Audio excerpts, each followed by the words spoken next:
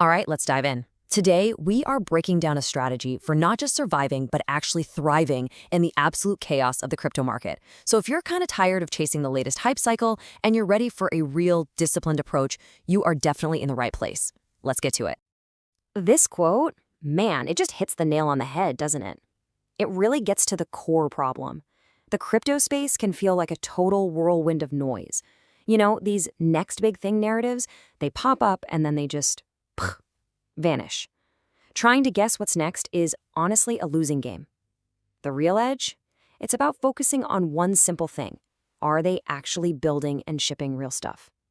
So, okay, how do we actually do that? Well, the central idea here is a pretty simple mindset shift. We have to stop treating crypto like it's a lottery ticket and start treating it like what it is, a growth stage tech investment. This isn't about blind faith at all. It's about continuously doing your due diligence. And this slide right here, it perfectly lays out that mental shift we need to make. We're moving from being hype-driven and getting caught up in FOMO over to a much more data-driven approach. It's about tracking what projects are actually building and making decisions based on cold, hard evidence. You see, it's the difference between just having blind faith and having a living thesis, an idea that you're constantly testing and updating with new information. To actually put this whole disciplined mindset into practice, we're going to need a structure. And luckily, there's a professional portfolio technique that is a perfect fit for this. It's all about finding that sweet spot, that balance between your long-term conviction and your short-term flexibility. It's called the core satellite approach. Think of it like this. Your core is that one asset you really truly believe in for the long haul.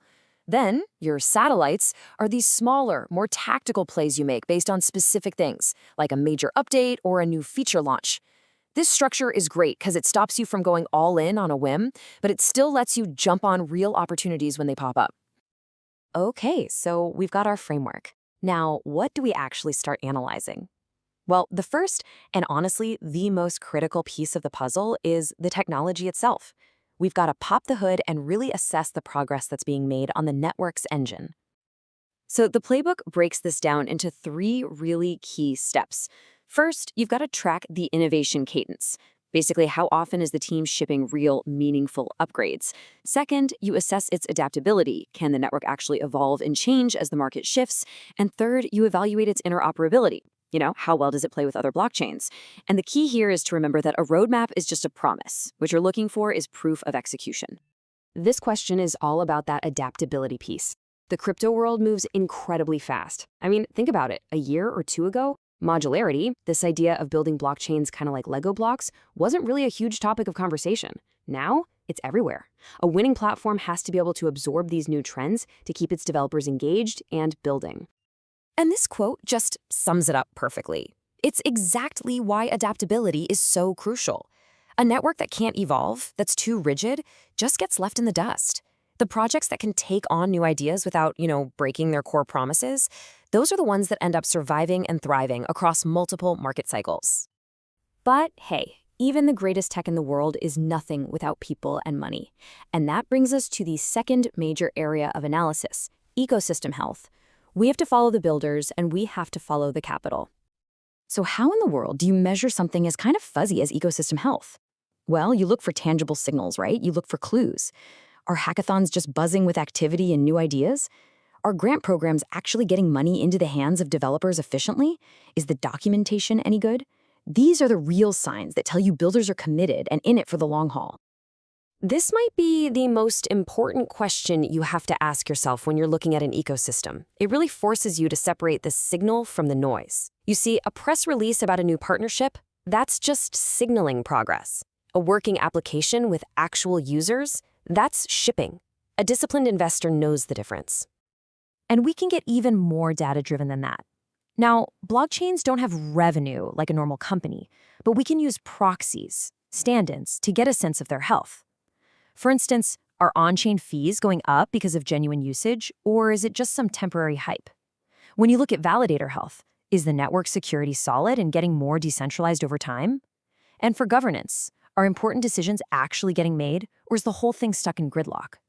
These metrics give you a real-time pulse on the network's economic health. Okay, so we've covered the what and the why of the analysis, but now we get to the most important part. How do you take all of this research and turn it into a concrete, actionable plan for your own portfolio? This slide gives us a super clear playbook. First, write down your investment thesis, why you're investing, and keep it updated as you learn more. Don't just eep in all at once. Build your position in stages. Set really clear non-negotiable rules for selling, both for taking profits and for cutting losses. And always keep one eye on the bigger economic picture. That last point is absolutely crucial. If the hype starts to outpace the reality, it's probably time to trim your position. Oh, this is such a powerful idea. A single partnership announcement, a new feature launch. Yeah, it can cause a short-term price spike, but more often than not, it's just noise. A disciplined strategy doesn't jump at every single headline. Instead, it responds to a persistent, observable trend of execution and adoption over time. That's where you find the real signal. So, if we were to boil this entire framework down to one single, powerful concept, what would it be? Well, it's all about prioritizing what is real over what is just loud. And there it is. That's the ultimate takeaway. In a market that is just saturated with promises and hype and storytelling, the most sustainable advantage you can possibly have is the ability to identify and then invest in the teams and projects that are quietly, consistently, and relentlessly executing on their vision.